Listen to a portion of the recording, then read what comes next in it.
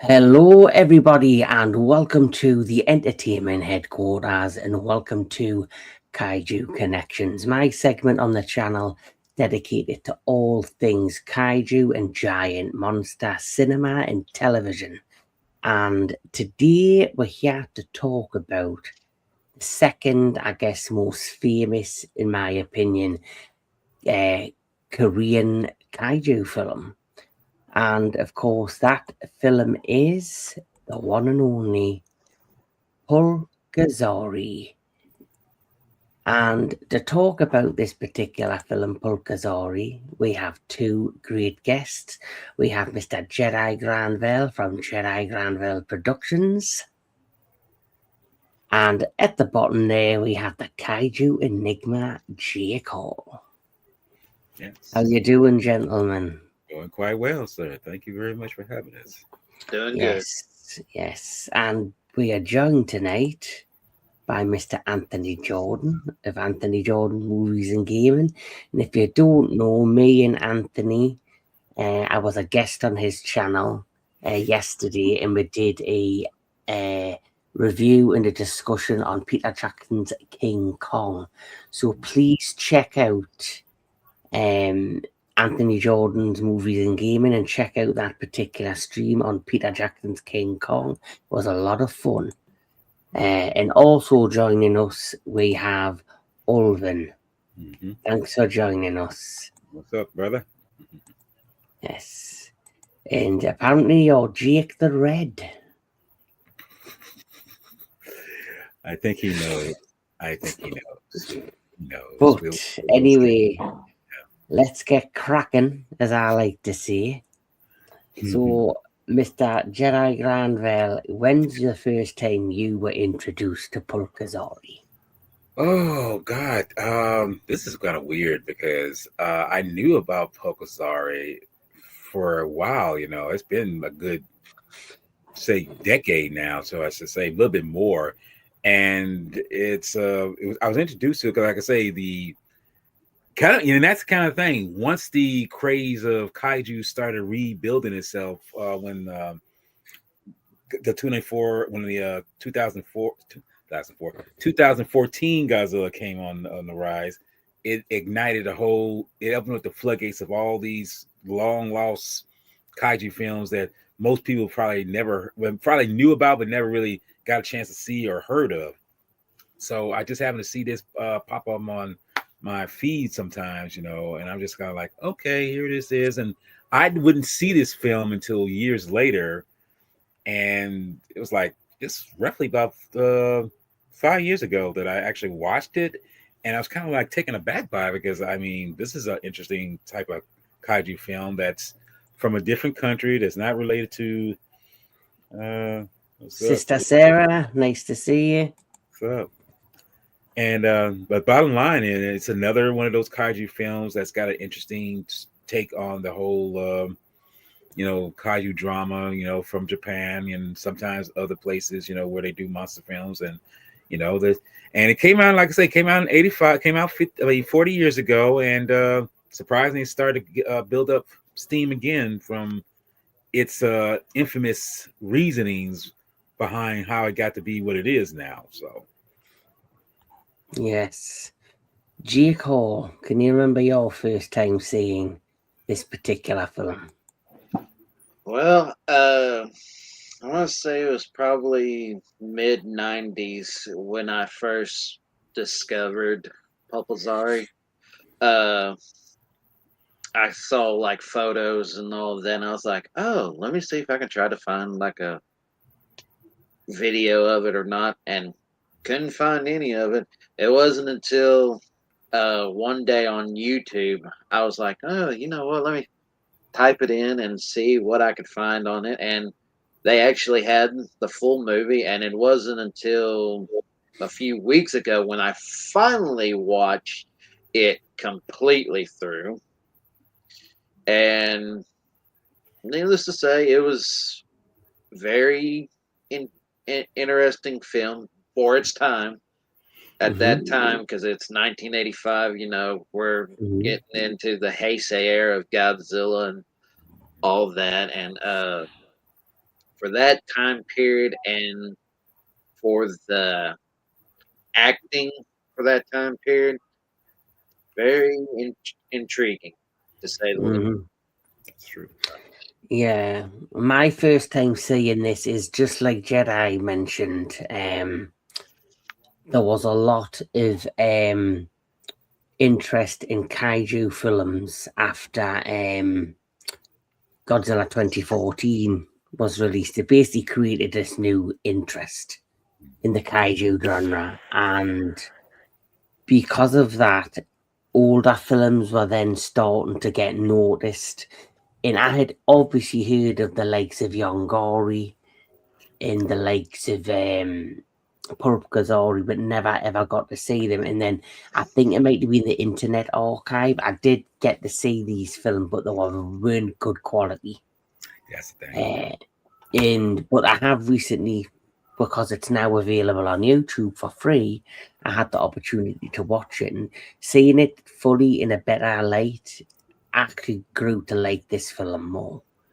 But we'll also have Snorks and Sass in the house. Hello. Oh, sir, or ma'am, whoever you are. Yeah. Now, Anthony has brought up a good point, which we will get into, but we need to talk about the film first. But he has mentioned this, and I totally agree. They really need to make a movie about the story Yeah, of this movie. I And think that. it's not, it's not just about the story of this movie or the making of this movie. It's about the complete story of the director himself, who had quite a horrendous time to see it, the whole event to around this film is quite shocking. But let's get into the film and then we'll talk about that at the end. So, Right. PULGASARI is an epic monster film directed and produced by Shin Sang-ok in 1985 during his North Korean abduction. That's right. This particular director was abducted by the leader of Korea at that time, and was forced into creating movies for was this South Korea or North Korea? I cannot remember. Or North Korea. I think that was the thing. Yes. Because the film industry wasn't doing very well. And so basically what happened is the leader of North Korea decided to kidnap a well-established film director and basically forced him in captivity to try and boost the film industry by forcing him to make movies. In the first movie that he was put into production, that he was forced to write, was PULGASARI. So that is the weirdness behind this particular film, which the film turned out to be an interesting film, but the backstory behind how this film was brought to light and came about is far greater than I think the film itself.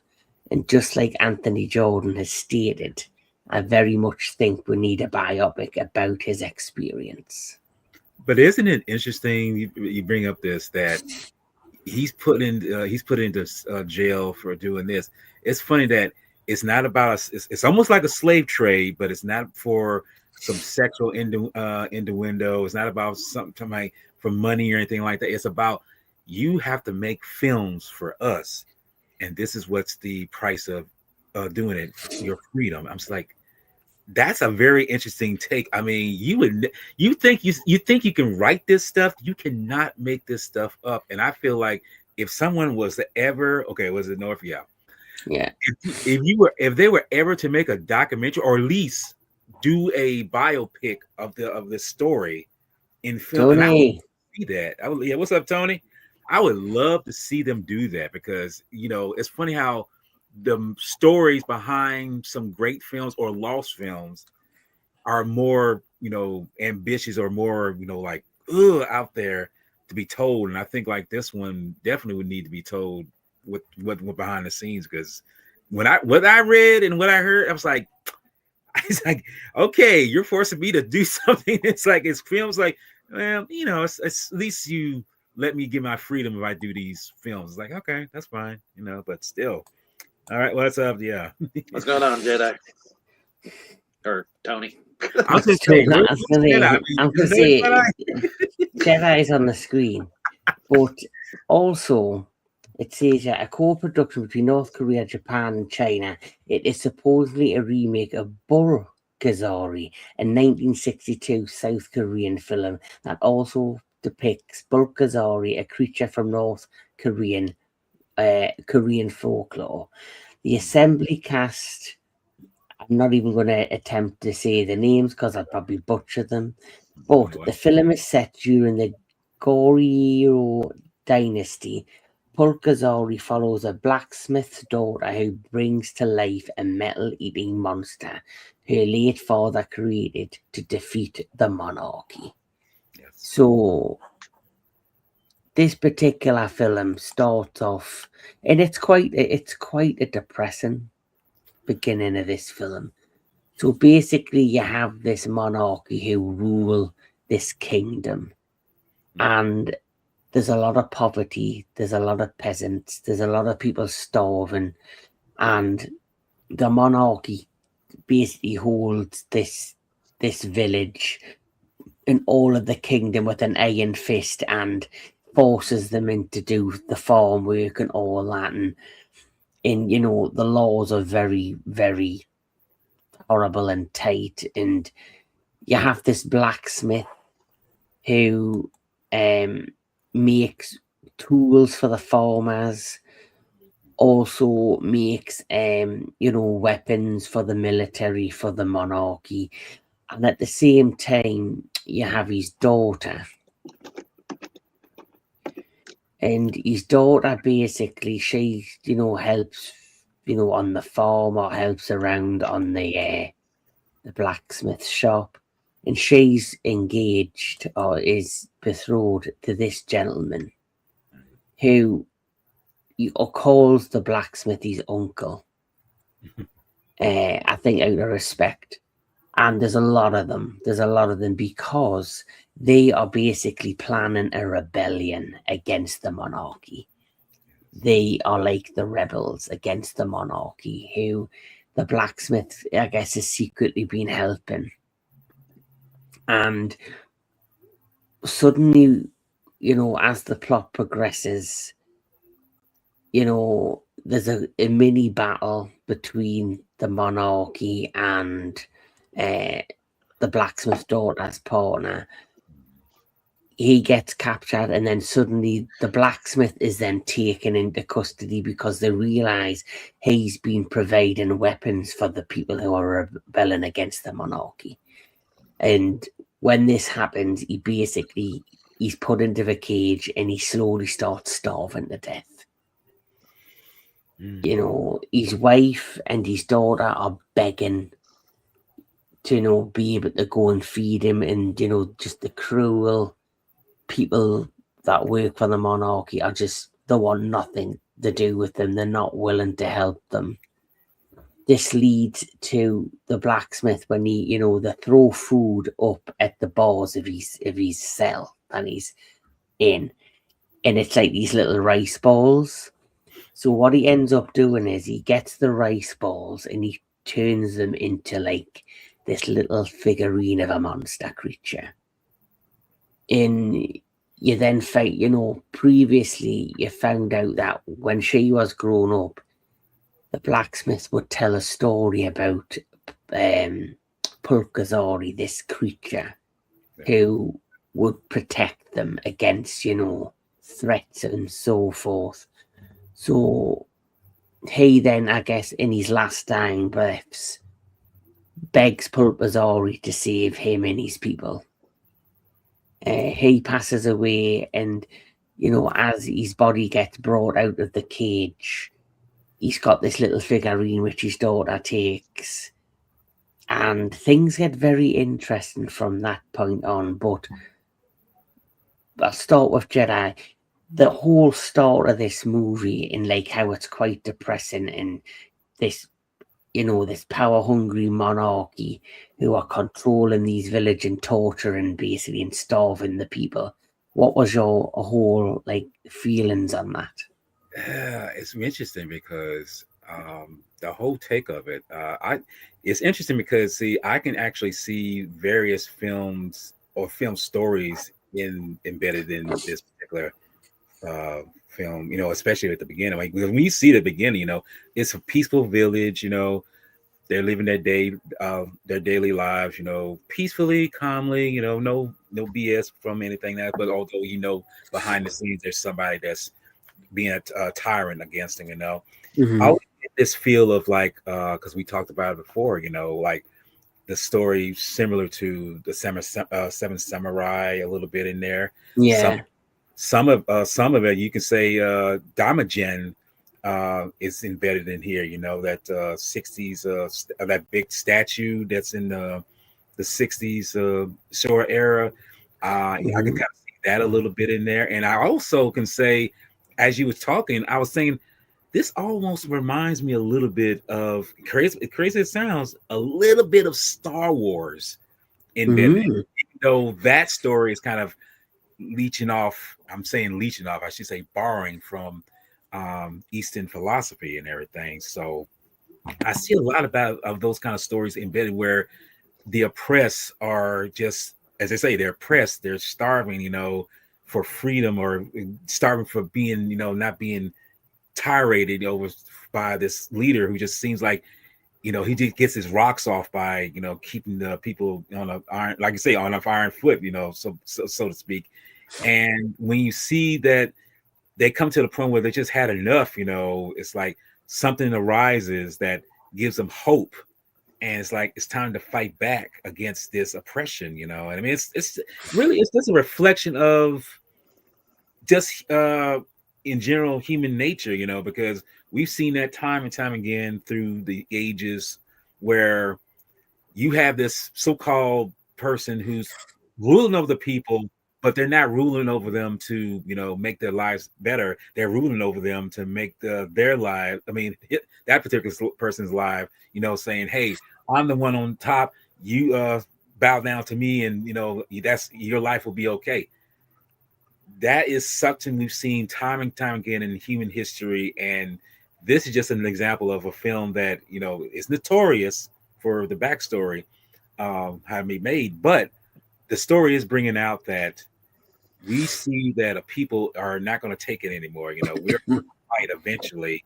And kind of like that Twisted Sister song, like, we're not going to take it.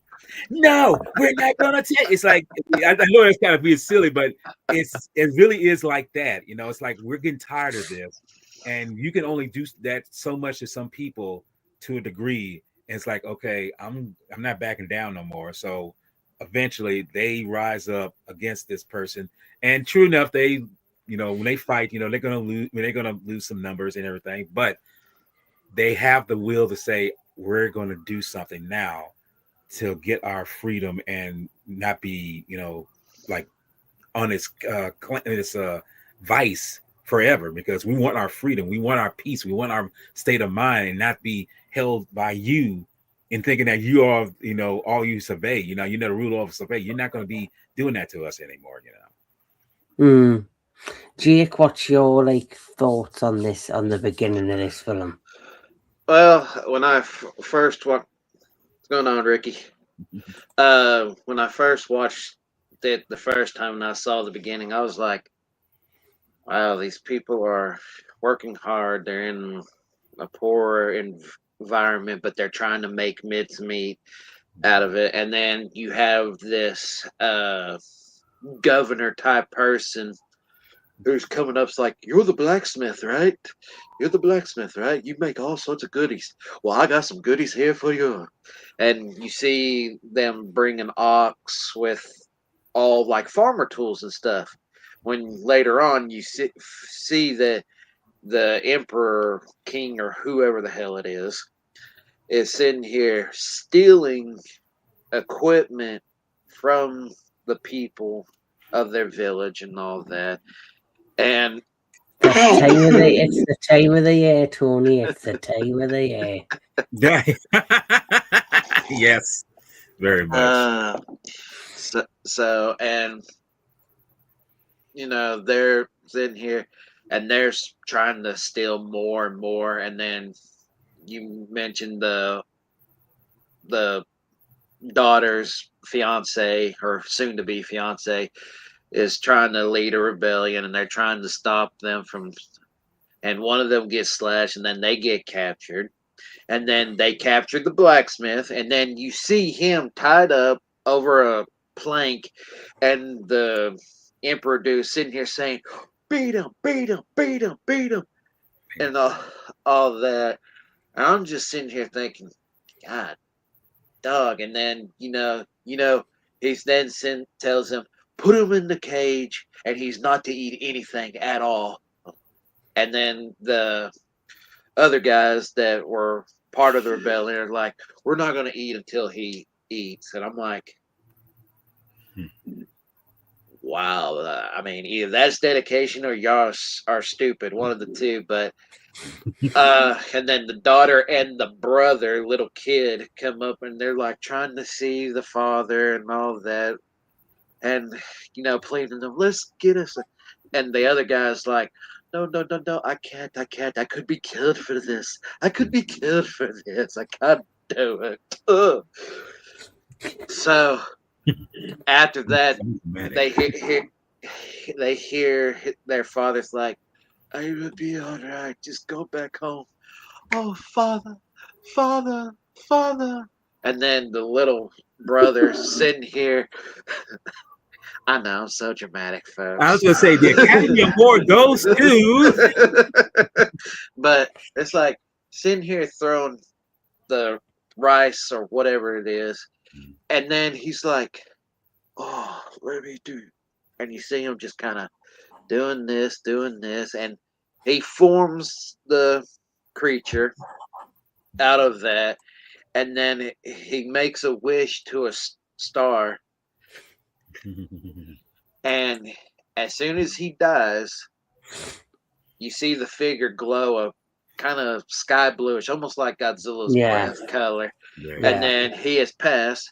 And like you said, the daughter grabs the figure, takes it back to the home. Kid still crying like, I couldn't tell if he was really crying or just faking it, which obviously he was. But then she starts sewing his, I guess, shirt-like thing because it had ripped. And as she's doing that, she pricks herself. And big gush of blood. Mm-hmm. And then it drops onto this little figure. And you see the red, and it soaks it, and then all of a sudden, he's alive, and he's like, and then and grabs the first iron he sees, and then just starts. That is little PULGASARI when he is first brought to life. So, like you mentioned, because of the blood, he basically begged the gods of the god of PULGASARI to save his people after he passed, and like his energy force, I think, went into the little figurine he created, but then her blood brought it to life. Yes. So it makes me wonder if the soul of the grandfather, the blacksmith, is inside PULGASARI, or when he passed, a part of his energy life force went into it. And then the final thing to bring it alive was the blood. But I thought it was an interesting way to bring out a kaiju. Yeah. So obviously, as soon as this little figurine comes to light, it starts chewing like the pins that are in the because obviously the needle pins actually is using to sew and to make clothing and stuff with, and then it starts eating scissors, and then later on when they're sleeping, it climbs onto the doorway, chews the lock of the door, the door opens and it runs out into like the garden area. They wake up and they think, where the hell is PULGASARI? When they go out, he's grown tremendously from when they first are introduced to him. Right. And obviously, this is when they try to hide him because they know that the monarchy soldiers could be around. And suddenly, this is when I think it's the grandmother arrives crying, which I'm assuming was either the blacksmith, her father's sister. So if it's I think it's her auntie. So they go into Regent's cry because she finds out that her fiance is about to be executed in front of the monarchy, the monarchy's general. So as he's, they frantically leave to get into the center of the village. When they get to the village, there's loads of people watching this execution, just begging for them not to kill him. And of course, you've got the executor who's about to kill a fiance when all of a sudden, boom. He comes, the little thing just comes up like a little puppy dog and bites the sword. I was like, yeah. And then he's like, ah! Ah! And that's when like all hell kind of breaks loose. Yeah. So since you're doing a fantastic job, Jake, would you like to continue the plot? Sure. You're very good at it. I have to give it to you. Yes. Okay, sure. So after we see that scene where they're fixing to execute him, and young PULGASARI comes and grabs and starts biting on the sword, he's like, "Oh, what the? There's a monster!" And everybody's like, "What? Go after it! Go after it!" So they go into I guess you could say, a tool shed where the creature is just munching on the steel. And they're like, "Oh, what is that thing? You go chop off his head." Tries to go chop off the head. Sword breaks. He's like, "You go spear it. Go spear it." You'll go spear it. Well, he ends up doing it. And as soon as he does that, breaks off. He's like, "Huh." And then he's like, "Arr." And then ends up going through the brick wall and escaping. And then the little brother and sister are like trying to find him after all this drama has happened. And it's like they're yelling, "PULGASARI! PULGASARI! PULGASARI!" I mean, they're in the mountains, so it makes sense. They got to yell like that. Yeah. And the kid comes across some gardening tools. And he's like, "Oh, we're getting close. We're getting close, I swear." I don't know why I just talked Irish, but no. I gotta say, that's not Korean.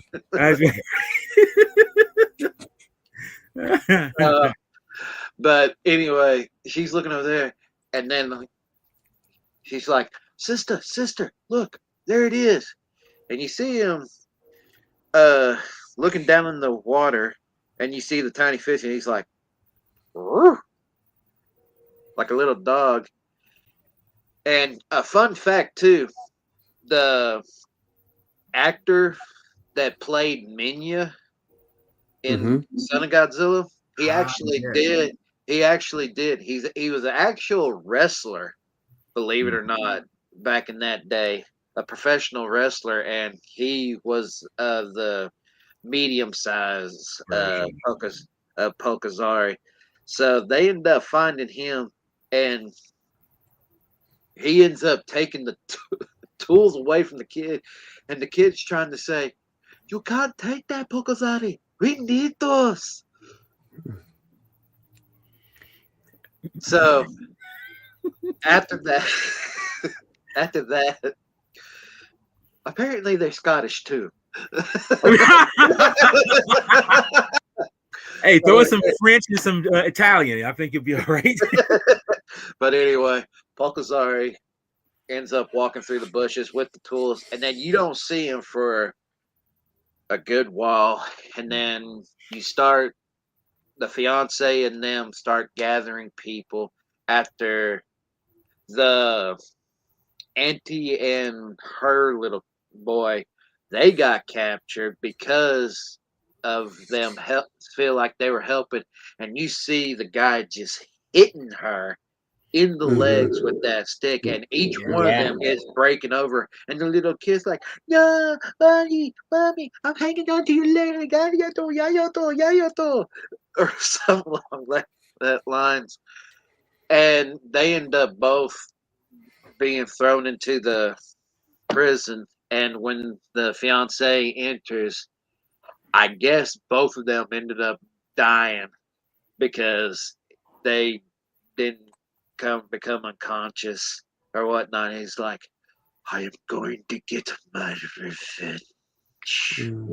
And then this is when he forms a rebellion with the villagers, because the villagers are just sick of how they've been treated by the monarchy. So them alongside a now gigantic PULGASARI, yep, who is like 150 foot tall by this point. He, along with the villagers, rebel against the monarchy. And the monarchy kind of figure out that the daughter of the blacksmith has some sort of connection or relationship in some way with PULGASARI. It very much reminds me of, since we talked about it yesterday, Anne Darrow in King Kong, of Kong, how you had Kong who had this connection with her or some fascination with her, and he protected her and looked after her in Peter Jackson's 2005, 2005 King Kong. So it felt as if, because of the connect, and I think it's also the splash of blood, a part of her, I guess, essence is in him.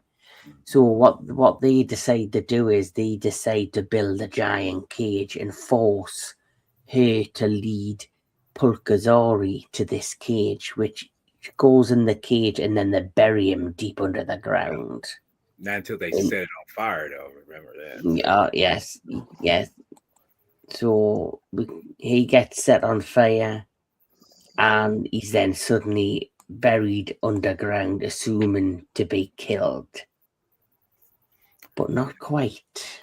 Quite, yes. Because when the monarchy think that they've got the upper hand and they've won, she escapes and goes to the burial ground of PULGASARI, and remembering how she had injured her finger and the splash of blood brought the initial figure back, she begs for PULGASARI to return once more to save the people, and she gets a knife, slits a hand, and dribbles a blood onto the soil, and suddenly PULGASARI returns.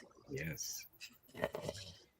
And should we mention who is being played by the suit actor here? Legendary Kinsey Sato. I can't even say his name. Sorry, I want to butcher his name, but he's a legend. So he's famous for playing Godzilla and worked with Mr. Leighton Nakajima, who's unfortunate. This gentleman is late too. He passed away recently. So yeah. But he did a great job portraying this creature, though. He did a good job. Well, any role in whatever creature he was asked to bring to life, he did a fantastic job at doing. But obviously, this leads to PULGASARI then running through the monarchy and eventually helping the villagers to overthrow the monarchy. Right.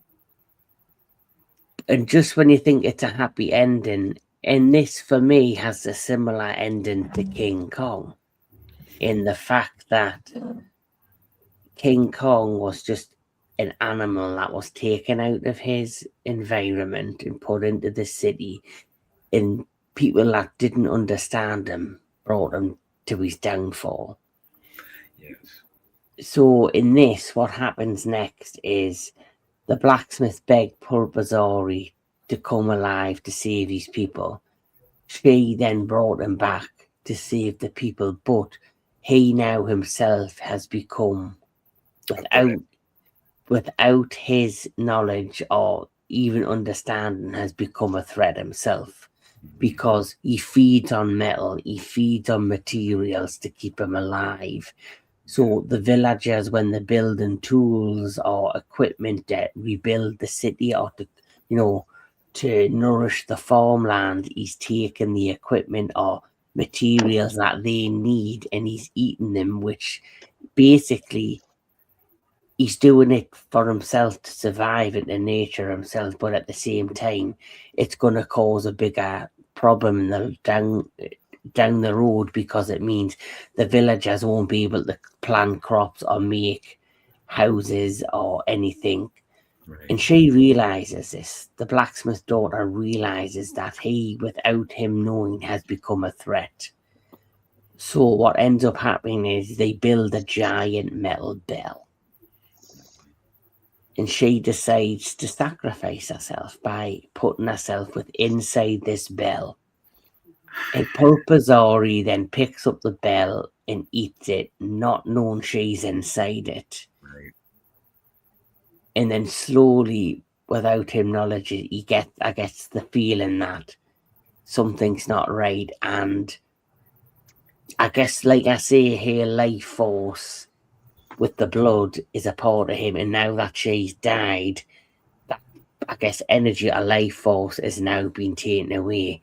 So he suddenly turns into stone. Yes. And it starts to crumble all around everything, and he just dies at that point. This is a moment where you just like, you love the fact that the villagers overcome this monarch, this tarantula type of entity, but the thing that they created became just as big a threat to them as well. And knowing that she had to make the sacrifice, because she knew, it's like, would it be better to sacrifice one than to take all these people? So it's like on his deathbed, the blacksmith, our father, begged for the spirit of Pulgasari to save his people. Mm-hmm. And even though he did not know in the long run that might create a bigger problem, he was that desperate to save his people. She was desperate to save her people, not realizing the end result could create a bigger problem. So it turns out the lesson is sometimes people with good intentions can do things that in the long run can do the biggest harm. Right. And that's very much what this created. And for a kaiju movie, it was an interesting way to end this film, with a person sacrificing themselves to kill the kaiju, and the person that sacrificed is somebody you actually generally cared for. You actually felt for her, and you felt for what she was doing to save her people. To me, I feel that's a thing about when you do, because the norm of kaiju films, especially at this time, even before and after, it was just like you defeat the kaiju, or it might be your friend and it saves the day. But here it's like that the same kaiju that saves the day is now become an eternal threat to the people who created. So that to me is a good twist, and I feel like that's what you call good storytelling. I feel. Yes, and that's why I'll be truly honest. Now that I've seen Yongari properly, and now I've seen this, I do like Yongari, but it just feels like a rehash of trying to do a Godzilla film, where this, for me, is unique and different and has a better story. I like the setting. For me, this could be like, like a crossover with, like, say, the Magic Serpent or Damaging. It just all feels as if those three particular films could be in the same world. Universe, right? I like, yes. Mhm. Yeah, in the same, and it's like 3 separate kingdoms with 3 different problems with 3 different magical beings. Yes. But I thoroughly enjoyed this story more than I thought I would, and I actually generally got to care about obviously the blacksmith's daughter, and she, and obviously the blacksmith himself, and the plight that the people, the villagers, were going under this ruthless monarchy who are holding the people hostage with an iron fist. Yeah. It generally, for me, was a really good story. But isn't that the great thing about a good story is that when you have well, I say this, when you have a good character arc, you have good people that you care for, the story will feel itself in, and I feel like Mm-hmm. that's the problem with some films nowadays. It's like you don't focus on the characters and see if they're important to what the story's going to bring out. And I feel like, yes, because you care for them and you hate like you say, you hate for this particular character, the blacksmith's daughter or whatever. You hate that she had to make this particular sacrifice just to Mm-hmm. save people, but you realize it was a necessity. It was something that had to be done.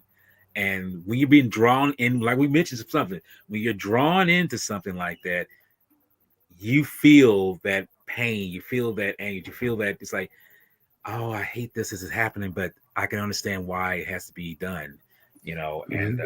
it's funny that you have some pictures that today you have very little that do this, but the rest is just like, oh, it's just a total cash grab. It's just total, effects. I mean, expectation. It's like, no, focus on what the stories bring to what you're looking at, and you'll see that it's doing just what it's supposed to be doing. And I'm just sad that, yeah, the way it ends, it's like it's saddened how it ends, but you realize like, well, at least you were invested with what was going on, why it had to be done, you know. And there's and like I Like said, I love that guy right there. See, yeah, like some of the battle scenes are really good. Like I thought that effect was great. That the fact it catches the cannonball and spits it back out. and that's kind of Stuff funny. I mean, I love the fact that this is, you have these battle scenes on the ground with the people of battling. Like I say, this right here is shot on in camera, and you're able to capture those kind of events. It wasn't all CG, but I mean the miniature effects. Yes, see, this stuff right here, which was done basically by a Japanese company, which is the same people who did the Godzilla films, did the miniature sets and the suits and everything. I love the fact that they're able to capture these things in camera, but at the same time blending these two kind of events together. I love that. Mm-hmm. Yeah, the production cost of the film is really well done. Like I thought, it felt like it was in the time. The fact it's done on location in Korea, and they use like small sets. Like they probably did film in certain smaller locations. But going back to the story, yes, like you've mentioned, the film was written by Kim Se-yeon and Rai Chun-gu. So they did an amazing job when it came to this story. Yeah. Really liked this story. It would have been interesting to see where they would have went with the sequel, but I do think it stands good as a standalone film. But of Yeah. course, I think anyone can write a great story, but to capture a great story, you need a great director. Mm-hmm. And Shin San-ok is the director who, let's get cracking and talk about, we've talked a bit about the movie, we've mentioned a little bit at the beginning, the situation around this director. But I'm going to just go into it in a bit more detail. And this is the sad thing. The film was quite a decent, strong, good movie, Yes, it I is. felt. And despite what he went through, he actually did a great job. So here we go. Here's a little bit of more detail for those that do not know. In 1978, Shin and Choi were kidnapped. Choi is his wife, or ex-wife. So in 1978, Shin and Choi were kidnapped by order of Kim Jong II, who wanted them to improve the North Korean film industry. The couple remained in captivity for 8 years, and Shin directed 7 films for Kim, including An Embassy of No Return, Runaway, Love, Love, My Love, Salt, and PULGASARI, before they escaped in 1986 and sought asylum in the United States. Hmm. Shin gained American citizenship in 1989 and continued to produce films in the United States, now under his adopted name Simon S. Sheen. He and Choi eventually returned to South Korea for his final years. Mm. So the fact that this man was kept captive and produced an amazing kaiju film with a great story, because despite the circumstances of his captivity, he had a passion for filmmaking. And guarantee you, because of the pressures of this Kim Jong II, he had no choice but to try and put it his all in to make successful films. And I do know how when he escaped, it's because he wanted to do a film on location in France, and he was in Paris. And it Mm. was when he was in Paris he managed to escape and get on a plane and go to the States. If they were still in South Korea or North Korea, sorry. So he basically was kidnapped from South Korea and held captive in North Korea. So obviously when he went to location in Paris, that's when he was able to escape to get to the States. Mm. But it's just his whole backstory is crazy. And if they ever did do a movie, I could imagine it being similar to the Ip Man films. And I Mm. think Donnie Yen would be a perfect choice to play him in a film. That would be a good idea. I mean, because like I say, Donnie's got a good acting chops. You know, well, he's not just known for martial arts and everything. He does have a good acting ability. You know, and he's up at that point where he could portray this man. You know, I feel that would be the great thing. It's just sad that he was forced to do that. I mean, as I said before, you're held in captivity for political reasons or anything like that. And I to me it didn't seem like it was that political, but it was to a degree because they wanted to make sure that our film industry is looking very boisterous. It has something that people can come and watch and indulge in. But that's a lot. When I read about this, I was saying that's a lot for someone to go through, to lock them up, put them in captivity, and says the cost of your freedom is to make these films for us, so that people can watch them and enjoy them, and hopefully enjoy them, and that would be the case. But yeah, when I first heard about this, about this kind of controversy, I was like, I know that some films, special effects films can be controversial, and I've mentioned something in the past on some other streams, that it's like, okay, this seems kind of silly. This seems kind of like, why would it go to that? That's a good choice. Yeah, he's also in. Yes, that would be. Yes, that would Yeah, be. he was also in Squid Game. Squid I've Games, I was just about to say. he Yes. plays a character and he's really good in Squid Game. And there's another series which is on Netflix, which is a sci-fi series that Yes. I watched, where the water of Earth is depleted on the moon, and they're Mm-hmm. trying to like find a way to save the planet. Something Sea, I think it's called. I'll have to.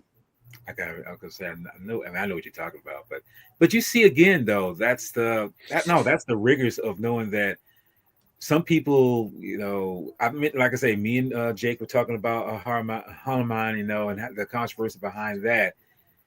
This is an example where life and death is prevalent to something getting made for something like this. And it's sad that this film had to get made by force. It wasn't done. I mean, and the director did a good job in bringing it to the screen and everything, but it was still by force.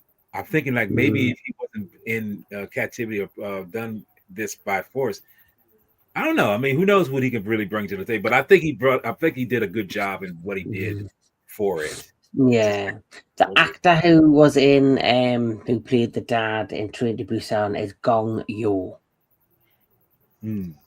Yes. He's a very he's a very good actor. He's a very good actor. I mean, because I'm assuming that you've seen the Train to Busan, right? Greg? Actually, no. You haven't? Okay. Well, I know the ending, though. I know what happens at the end, but I've never actually watched the film itself. Well, I actually used to own it. Oh, really? Okay. So Gon Yo is the actor in the show I was trying to talk about. It's called The Silent Sea. And it's quite an interest. That's on Netflix. But he would be an interesting choice. But he has a bit more detailing into the kidnapping. So it says that in 1978, Shin's former wife Choi Yoon-hee, an actress who starred in many of his films, was kidnapped in Hong Kong and taken to North Korea. Shin himself came under suspicion of causing her disappearance, and when he travelled to Hong Kong to investigate, he was kidnapped as well. So he was kidnapped as well. The kidnappings were on orders of future leader Kim Jong II, who wanted to establish a film industry for his country to sway international opinion regarding the views of the Workers' Party of Korea. The Northern Korean authorities have denied the kidnapping accusations, claiming that Shin came to the country willingly. Shin and Chow made secret audio tapes of conversations with Kim Jong II, which supported their story. Shin was put in a comfortable accommodation, but after 2 escape attempts, was placed in a prison for over 2 years. Once his re-education in North Korea ideology was thought to be complete, he was taken to Pyongyang in 1983 to meet him and John II. Okay. Wow. So basically, they tried to brainwash him into the ideology of Korea. Anytime you hear the words or the word re-education, that's pretty much what that is. That's literally lobotomizing a person into submission. That's what I'm talking about. That's insane. That's if I really, someone ought to do this film, do a film like this, talking about the backstory of this film. I really do. It's like like if you're part of a cult, you have to follow the basic brainwash you and mentally torture you, so you then begin to believe in the scriptures or to believe in the ideology of that cult. And that's basically what they did to this man. They tried to brainwash him and force him into believing the beliefs of whatever the North Korean ideology was at that time. I was about to say it's almost like Stockholm syndrome, but that's a different kind of brainwashing. It's where the person, the person gets kept in captive. But now this is totally different. And that's literally a lobotomizing a person. That's really taking their soul and just stomping it on the ground. And it's like, you're on our rule. You think like us. That's what you call a tyrant. That's what you call a dictator kind of move there. That's what I'm saying. Oh my God. See, I can't get into that. I get too emotional about that stuff because it just seems that's wrong, taking another human life and pretty much bringing them down to the utmost do some research on North Korea and kidnapping. Apparently, they even have a program on kidnapping Japanese citizens for espionage purposes. Crazy. But basically, the only way they were able to escape is they were. I said earlier, I need to correct myself, that they went to Paris, France. It wasn't Paris, France. They were in Vienna. Oh, They were. So it says here in 1986, 8 years after his kidnapping, Shin and his wife escaped while in Vienna for a film festival. They managed to obtain political asylum from the US Embassy in Vienna, and Kim Jong II became convinced that the couple had been kidnapped by the Americans. Shin and his wife lived covertly for 2 years in Reston, Virginia, under American protection, and authorities debriefed the couple about Kim Jong II and their experience in North Korea. Wow. And did you know after his events there, he still continued his film career as a director? but not in where he was at. No, because according to Michael Lee, a former CIA agent, Shin and Choi adopted the names Simon Sheen and Teresa Sheen and became American citizens in 1989. 3 years after their escape, the couple moved to Los Angeles, where Shin worked in the 1990s as Simon Sheen, director of Three Ninjas and Knuckle Up. Oh, wait a minute. Really? Yes, I say I've seen those films too. Oh, And wow. he worked as an executive producer on Three Ninjas Kickback and Three Ninjas High Noon at Mega Mountain.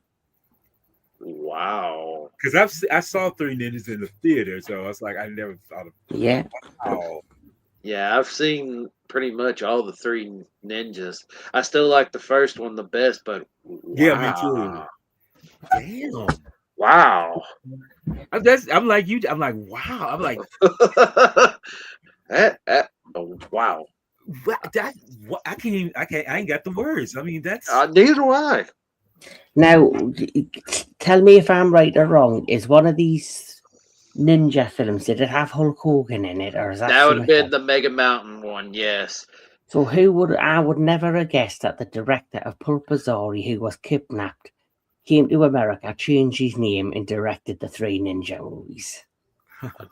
And I only saw the first one. I never saw the other two, but I mean, well, he directed the first one, but he was an executive producer on the other two. Yeah. The third one, the only reason why I remember the third one, because there's this big heavyset guy that is a bad guy, and he scares this little kid, just yells at him or roars at him in front of his face, and makes him wee his pants. Oh my god! So that's the only reason why I remember. And then Hulk Hogan's character in that film was like he was part of the Mega Mountain. He was actually an attraction for the Mega Mountain Fair thing. Wow. Yes. And then it says, at first, Shin was reluctant to go back to South Korea because he feared the government security police would not believe the kidnapping story. He eventually returned to South Korea permanently in 1994 and continued to work on new movies. The same year, he was invited to the Cannes Film Festival as a jury member. His last movie as a director was an unreleased 2002 film called Kaiju, i.e., The Story of Winter.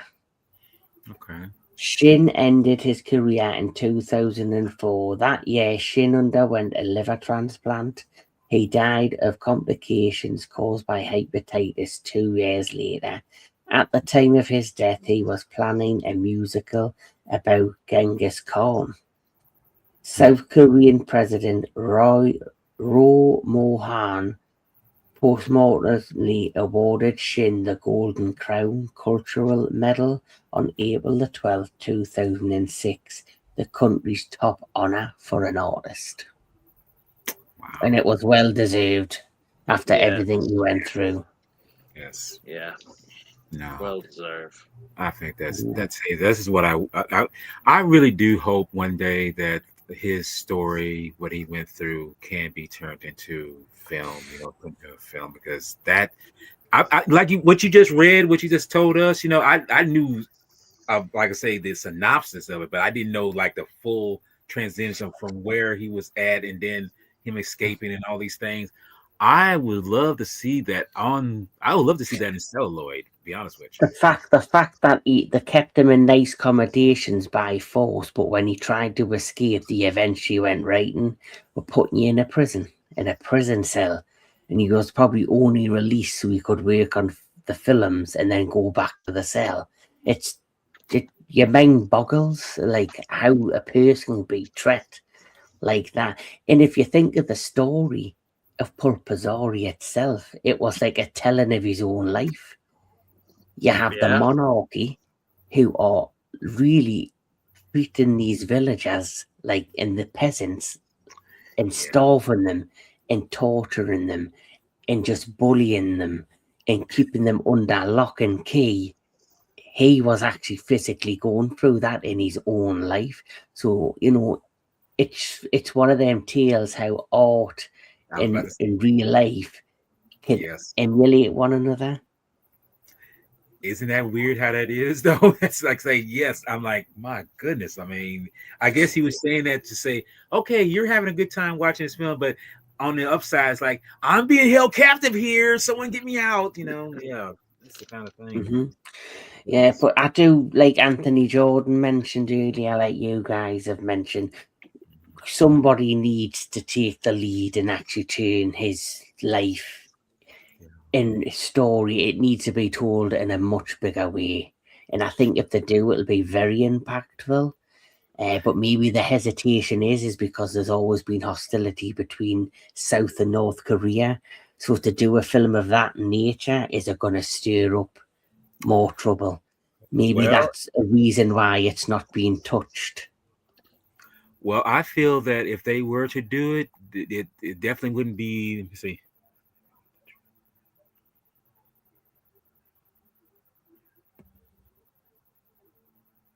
Well, Correct. this is what I feel Disgusting. about that. If they were to do it, I mean, I think they need to do it regardless and say, do it in another country where it be not necessarily America, but some other foreign land and have someone who looks like the guy, looks like the director and have them play that, because it's like you really want to capture that, what he went Well, through. he has a great idea. The director of -1, he is signed a contract with an American studio, and after Godzilla -0 comes out, he will be working on and releasing his first American or English film. So he would be a perfect choice to make that his film after his first English film. Also, I believe the director of Parasite could do it. I was thinking about that too. I mean, a guy who directed Parasite, he would definitely be good to do that. I wouldn't. Yes. And it's a long shot. I don't think it'll ever happen. But Steven Spielberg, Well, look, what he if was able to do with Schindler's List, Warhorse, Saving Private Ryan, I'm sure he could put his own spin and magic onto this. the way I look at that, when you bring up Spielberg, he's had some hit and misses, but the thing about it is he's passionate about telling a story, and I feel like if he attaches his name to something, that might get it off the ground. Because let's be honest, a lot of some of the films that we see nowadays wouldn't see the light of day without Spielberg giving them a hands up and getting it off the ground. So you never know. I mean, we can say it'll happen, but I've seen other stuff that I say it'll never happen, and it actually came to life. Yes, definitely. But Shin Sang-oh, we salute you, sir. You had one hell of a life. Probably not the life you totally wanted to have, but you've been honoured by South Korea, and we're talking about you to this day. Yes, honoring We are you. talking about one of your films. It might not have been the kind of film you personally wanted to produce, but it's a part of your legacy, and it's brought us to you, sir. So rest in peace, and we honour you here today. And with that said, my friends, final thoughts on PULGASARI and ratings out of 10. We'll start with Jedi Granville. Well, I was going to say let Jake go first, but I'll take the reins on this one. No, the overall film is, you know, it's one of those lost treasures. You know, it's sad that it had humble beginnings, but unfortunately, the beginnings were because of by force, which I hate.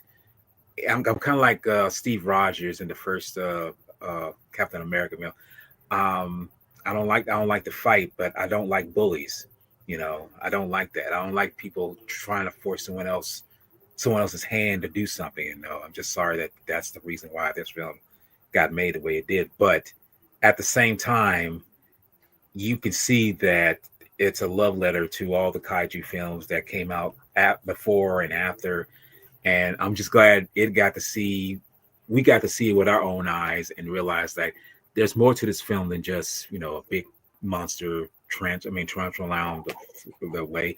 It's really saying that human beings, you know, if you are under force by something, you can have the strength or keep the will to fight back if you can, you know, and eventually you will be free from that kind of tyranny. So, no, on all seriousness, this film is it's a real joy. It's just sad that it was made the way it is, but in all, I feel it's a good film all around. And I think it deserves people to see it, because if you're a kaiju lover, you love monsters, you need to watch this film. I mean, it's there, you know, it captures the culture, it captures all these things. And as far as rating goes, watched it the first time. This is like my third time watching it. If I was to give it a rating, I would say literally I would give it a 9, tell you the truth, because of the story itself, how it's not the story that led to this story, but the story that it's telling about how people rise up and know that even though when you get something that's going to fight for you, you know, you have to still do the most, you know, sad thing in order to make your people happy. You know, you got to make sure that their survival is proven. So yeah, I would give it a 9 out of 10. Mm-hmm. Very good. Mr. Jake Hall. After watching it for a second time and watching it the first time, and hearing all the stuff that transpired behind the scenes, I have a much more deeper appreciation for this film.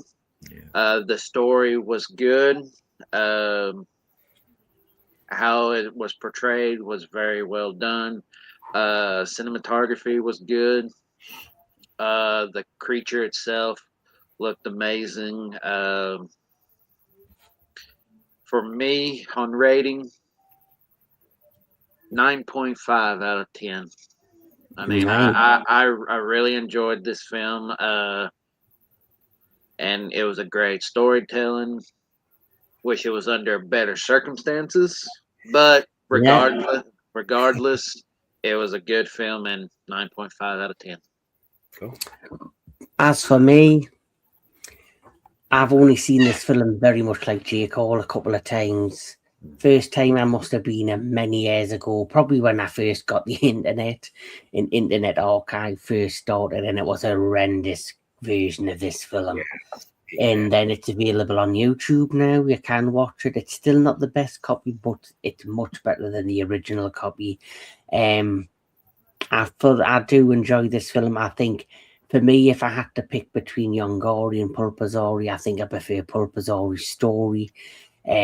The direction of this movie is brilliant. The cinematography is brilliant. I love the locations. I love kind of the world it's set in. Like I see, you mentioned it had similarities to Seven Samurai and Star Wars. I think it's got those elements, but mixed in with the connection with the blacksmith's daughter and Pulgasari himself to King Kong. And, so the film itself is fantastic. The backstory behind the production of this film is heartbreaking, but it's also a testament of how this man, despite the circumstances and, being held captive, he actually put his all into making a really strong, decent kaiju film that is now part of the kaiju history and legacy. In Pulgasari, in its own way, has also made a comeback thanks to Titanic Creations with the release of the Pulgasari figures. Hopefully, Pulgasari will return again if Titanic Creations, or like they did with Cargo, they'll probably hopefully release a Pulgasari comic book and add him into the Soul Wars universe. But as for the film itself and for respect for the director, I really like this. Is why I'm going to give this a strong 9 out of 10. And so, one other thing, I found an image before. This is the director. Yes. That is Shin Sang-ok. He was born in 1926 and he died in 2006 at the age of 80-year-old back in his home country in Seoul, South Korea. He led a very interesting life. Rest in peace. Nothing but respect for you, sir. But yes, a great film. But thank you to you guys for doing this with me. This has been Kaiju Connections. This has been our conversation on Pulgasari. But before we wrap up, Mr. Jedi Granville, what is coming to Jedi Granville Productions? Okay, well, I got a slew of stuff coming out this month, which is crazy because usually I don't do that much in a month. But this month, and it's the end of the year, I'm going to be doing a bunch of things. Like coming this Saturday, I'll be joined up with the Film Fanatic and Sci-Fi Century, and we're going to be discussing 2003's Cradle to the Grave that stars Jet Li. Nice. DMX. Good film. Yes, yeah, it is. I mean, it's a rather underrated film, action film at least, anyway.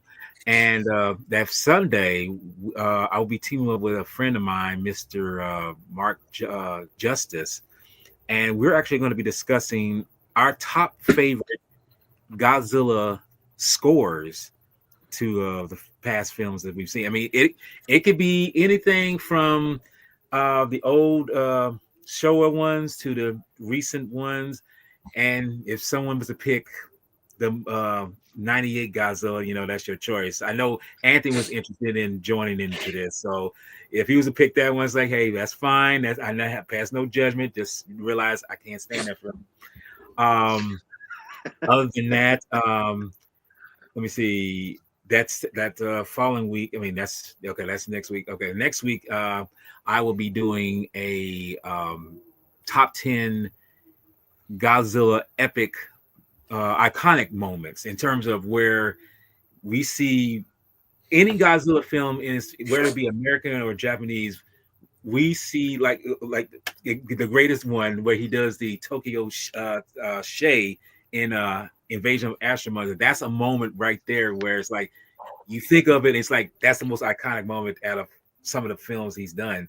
So stuff like that will be in that. And that Saturday, I will be joining up. I'm thinking it's this not the I think the 19th, is it? Or to make sure it's the 20th. Yes, it's the 20th. It's the 20th, yeah. Yes. And I will be joined up with my friend, Mr. Kevin Lambert, and I think even Jake Hall will be to it, where we were discussing 60 years of the most famous tortoise kaiju ever, Mr. Gamera. And I'm definitely want to do that. But other than that, I got other things in the back burner, but I'll discuss it when we get there, when we do some other stuff. So yeah. So that's yes. Well, I do know, obviously, my good friend Mr. Jake Hall doesn't actually have his own YouTube channel, but He's always a welcome face here on the entertainment headquarters, Kaiju Connections, or any of my segments.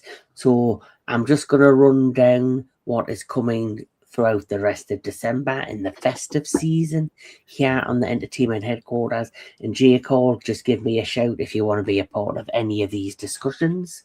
You're more than welcome. So here we go.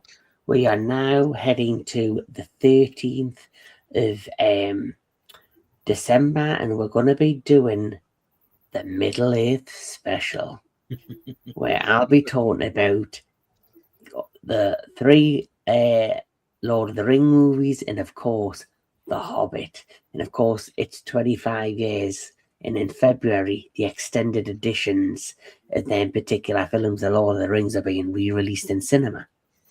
So that's going to be interesting. So that is on the 13th of December, the Middle Earth special. The 17th of December, I'm going to be doing the Retro Classic Movie Show, and I'm doing the Back to the Future trilogy. So that is also coming to the channel. Then on the 19th of December, me, Anthony Jordan, Mr. Tony the Dead, and Mr. DJ Anubis are doing the next Into the Darkness special. And it's going to be The Shining and Doctor Sleep. Yes. And So, Anthony has very publicly said that the theatrical is not his favorite, but hey, you'll learn to love it. yes. And then, as my good friend Mr. Jedi Granville has mentioned, I cannot end the year of 2025 without celebrating the guardian of the universe, friend to children, Yes. Gamera, on his 60th anniversary year. And can I just say that the people that own the Gamera franchise, you're a fucking pair of assholes, because you can't even announce a new film or do anything. You've done jack shit for that damn tortoise. So any or turtle. So guess what? I'm gonna do it. I'm gonna celebrate it my way. Go. Then Give it to where it hurts the most. finally, me, DJ Anubis, and DJ Neko on. Oh, and Anthony Jordan. I forgot Anthony Jordan is also joining us for this. On the 23rd of December, we're going to be recording my second Christmas special, and it's going to be Edward Scissorhands and Scrooged. Yes, that's right. Yes, so that'll be wrapping up December and the festive season right here on the entertainment headquarters. But one more time, one more shout out. Thank you, sir, for all you've done. Rest in peace. Your legacy will never die. But this has been Kaiju Connections. This has been the entertainment headquarters. Thank you, Mr. Jedi Granville and Mr. J. Cole. And all I can say is keep loving your movies, keep loving all things entertainment. And as my good friend Mr. Jedi Granville always says, keep the kaiju love alive. There you go. Night, everybody. Night.